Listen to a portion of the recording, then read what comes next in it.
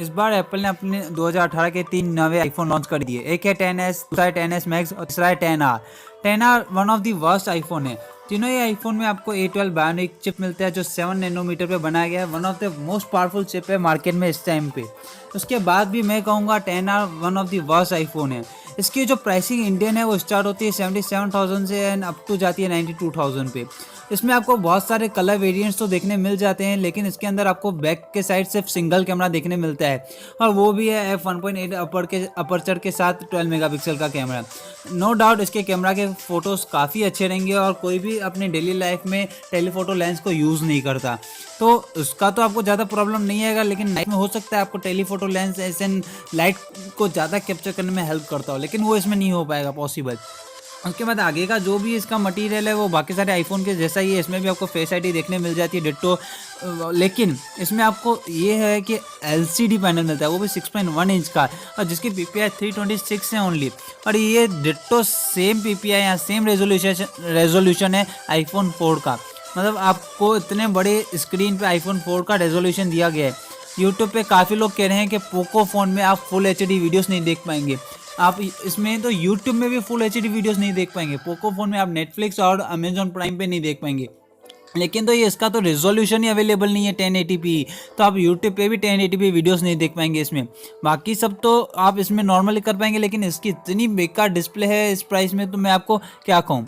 Processor best है, बाकी सब ठीक है, लेकिन इसकी प्राइसिंग जो 64GB वेरिएंट के लिए है वो बहुत ज़्यादा है। उसके अलावा इसमें आपको जो रैम देखने मिलती है वो भी सिर्फ 3GB है।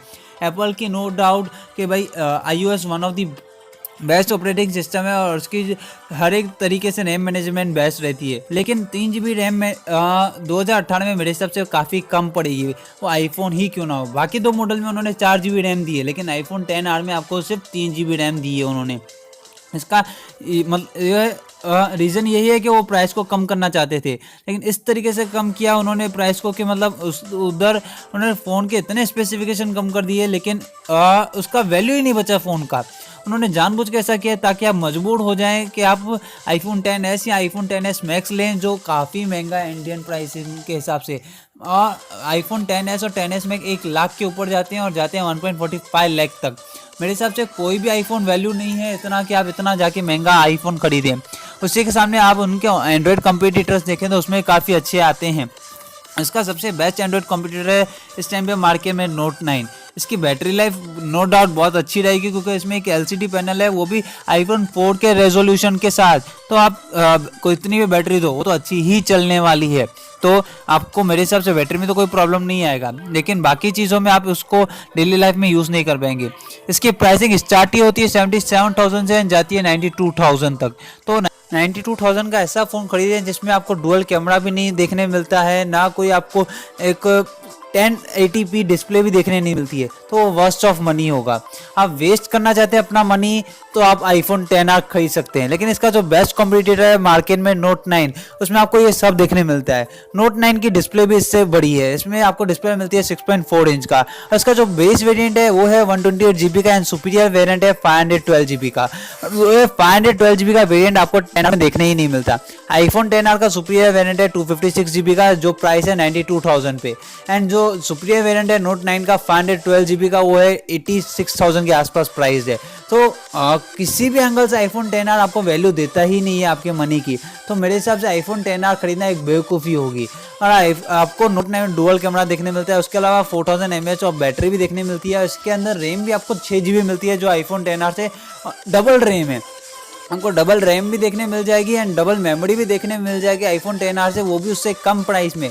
और one of the best display in the market quad HD display आपको देखने मिलती है, वो भी सुपर अमोलेड सैमसंग की तरफ से।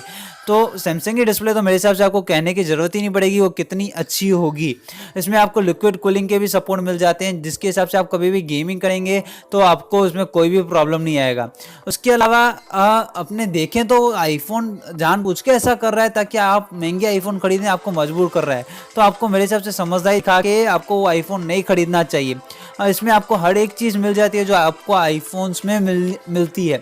आपको इसमें fast wireless charging, fast wire charging, और दूसरी बात इसमें आपको फास्ट चार्जर भी साथ में दिया जाता है जो आपको आईफोन में नहीं दिया जाता है। आप इतना महंगा फ़ोन खरीदते हैं तो आपको एक फास्ट चार्जर तक नहीं दिया जाता, तो आप वो क्यों खरीद रहे हैं? मेरे को वो बात मतलब बेवकूफ़ी की बात हो गई। आपको खरीदना ही नहीं चाहिए किसी भी एंगल से। आपको मेरा वीडियो पसंद आया तो उसे लाइक करें, अपने दोस्तों के साथ शेयर करें, मेरे चैनल को जरूर सब्सक्राइब करें, और thanks for watching my video.